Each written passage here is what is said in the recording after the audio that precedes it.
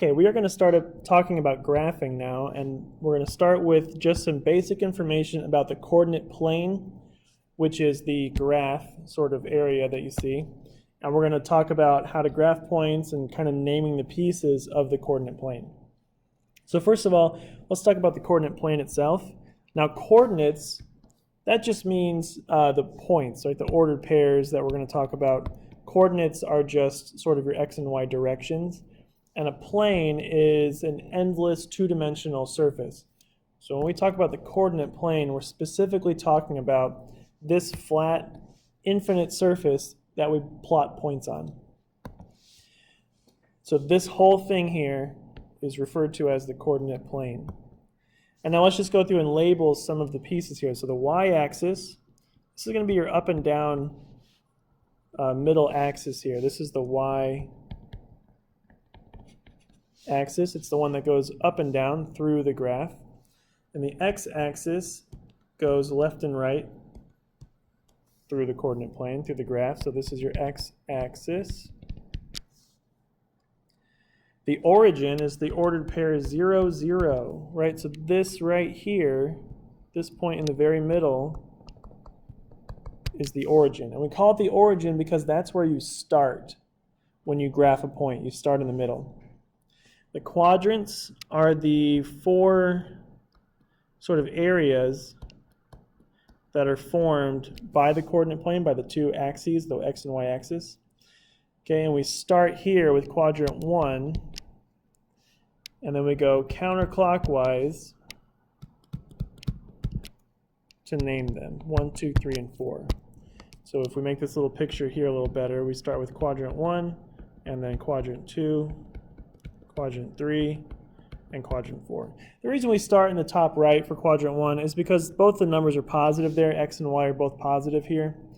And then we just move counterclockwise around. And then for ordered pairs, right, these are just your XY pairs that we use to graph. And so what we'll do for this part here is we will just go through this list, A, B, C, D, E, F, and we'll name the ordered pairs for each letter. So for point A, if you look here, point A, it's 3 to the right of the origin and 2 up.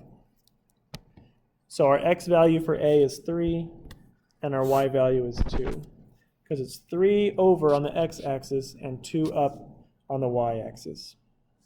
And so likewise for the rest of them, B is from the origin 1 over and then 3 down, so positive 1 and then negative 3 for B. So for x, right is positive and left is negative, and for y, up is positive and down is negative.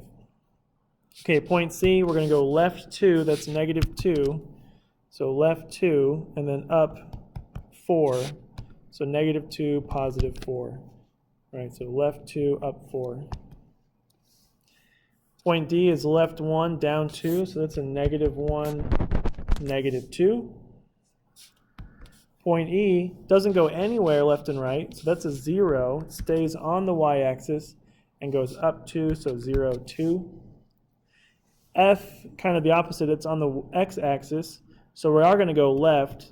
Left 4 is a negative 4, but then it doesn't go anywhere up or down, so that stays at 0 for the y value.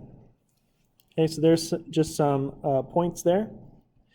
For the next set of notes, we're going to graph these ordered pairs, kind of go the other direction. We're going to put them on the graph, and then we'll state which quadrant or axis the point is on. So if it's in a quadrant, we'll name that, and then if it's on an axis, we'll say that instead. So just remember, this is the y-axis, this is the x-axis, left and right. The quadrants are quadrant 1, quadrant 2, quadrant 3, and quadrant 4. Okay, so let's start. Point 3, 2. So remember, they're x, y, and we go right 3, up 2. So over 3, up 2. Right here is point A, and it is in quadrant 1. Okay, I'll put it below it here. Quadrant 1. Point B, negative 2, 1. So left 2, up 1. That's point B. It is in quadrant 2. Point C is at 1, -4. So right 1, down 4. Here is point C, and it is in quadrant 4. Point D, 3, 0. So over 3, right 3, the first number is x, so 3 on the x-axis, and then 0, so it stays put right here. It doesn't go up or down. So this is not in quadrant 1 or quadrant 4. It is on the x-axis. And you can see if it has a 0 in the ordered pair, it's going to be on an axis. E, 1, 5, right 1, up 5. So here's E right there. That is in quadrant 1. F, -2, -4. So left 2, down 4. That's point F. It is in quadrant 3. Point G, 0, 3. So it doesn't go anywhere left and right. It stays there. And then up 3. There's point G. And it is on the y-axis. Point H, -2, 3. So left 2, up 3. Right here is H. And it is in quadrant 2.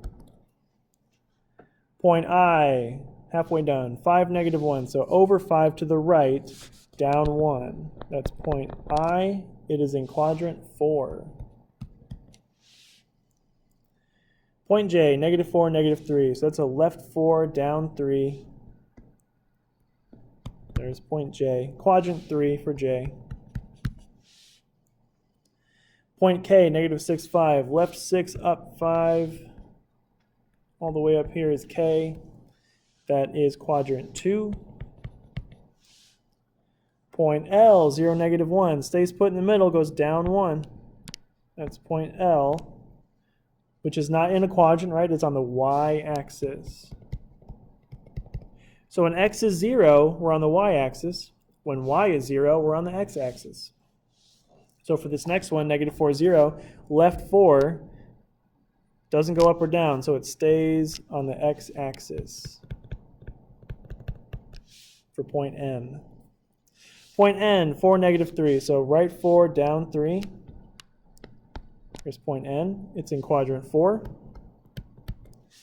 Now, point O, 0, 0. That's right in the middle, point O here. So it is on the y and the x-axis, but let's just put origin for that. We'll accomplish that with one word instead of two. That's the origin. And then last one, point P, -4, -4. So left 4, down 4. Right here is point P. That is in quadrant 3. Both negative. So when x is positive and y is positive, that's quadrant 1, positive, positive. Quadrant 2 is when x is negative but y is still positive. That's quadrant 2. When they're both negative, it's quadrant 3. And x is positive but y is negative. That's quadrant 4. All right, so that's some basics on the coordinate plane. We will continue graphing with the next set of notes.